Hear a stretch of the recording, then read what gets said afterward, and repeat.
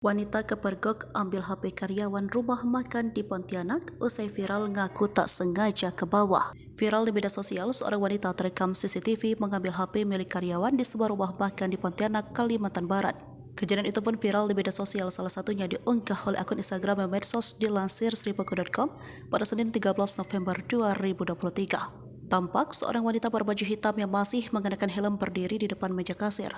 Di samping tasnya ada HP pegawai rumah makan yang tergeletak dalam kondisi layar masih menyala. Wanita itu kemudian mengambil HP tersebut dan memasukkannya ke dalam tas miliknya dengan santai. Tak langsung pergi, wanita itu juga masih menunggu pesanannya baru kemudian meninggalkan rumah makan tersebut. Kini, usai CCTV itu viral, wanita yang mengambil HP karyawan langsung menghubungi pemiliknya.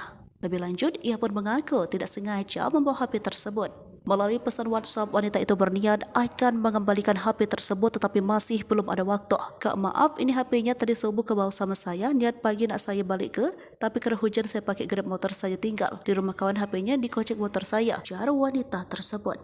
Akhirnya wanita itu membagikan lokasi lalu mengatakan jika dirinya akan mengembalikan HP tersebut sepulang bekerja.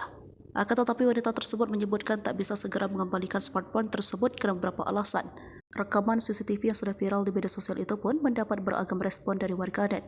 Sebagian menduga wanita itu memang maling, tetapi ada juga yang merasa jika wanita itu tak sengaja mengambil HP tersebut.